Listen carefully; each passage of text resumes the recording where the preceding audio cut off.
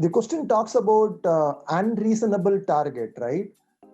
For me, a target has become unreasonable because you don't explain the reason to the sales team. That's why it has become an unreasonable target. Let me tell you, every target in any organization, when it is given to a sales team or a sales member, it has a lot of parameters taken into consideration. It has been taken into consideration of the industry standards, the salesperson's cost, because you can definitely never give an unreasonable target to a salesperson, to be very frank. Okay, it may be the individual perception of the salesperson, because the leader doesn't, probably he was not able to communicate that why this target was given to you and why at this time. So for me, there is no unreasonable target. It's a target for which the reason was not explained to the sales team. That is fundamentally one. So second is how we can actually find a solution to this.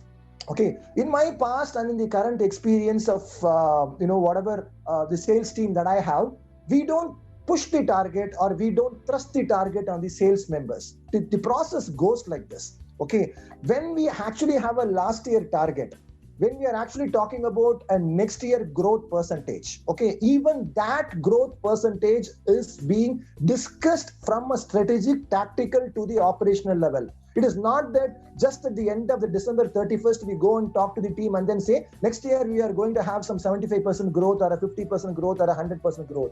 That is not going to work out. Okay. What do we do throughout the year in preparing the sales team for the next year target?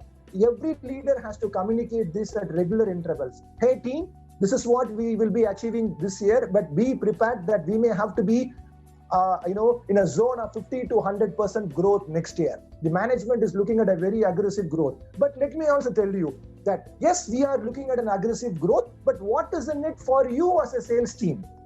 Okay, yes, if we are looking at an aggressive growth, these are the rewards and mechanisms which you may have, which you may receive because of this aggressive growth. Not only that, yes, we are going to have an aggressive growth for next year, which according to you may look like unreasonable to you, but we are not going to leave you alone. We are going to set up a lot of enablers and facilitators for you to achieve this goal. It could be an extra marketing budget which is equally being spent. It is because the marketing budget is also being raised to 50% because the sales target is raised by 50% or 100%.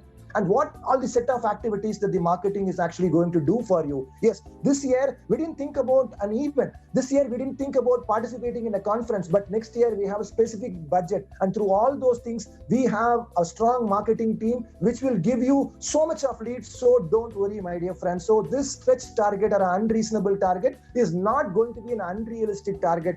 That is the way that we have to motivate and drive our team. And in my view, there is no unrealistic or an unreasonable target for me, because if I say this, I cannot be a salesperson and a CEO of the company, because every CEO invariably is a salesperson at the end of the day. And I keep my target stretched every year. It may be stretched, but not unrealistic. If we are not prepared for the stretch, okay, I would say our company will become unrealistic in the competitive market. So let's take up the unrealistic target and move forward. But let's understand that why it is logical and why it makes sense to us. Maybe for a particular year or for a particular scenario. That's my response to that question.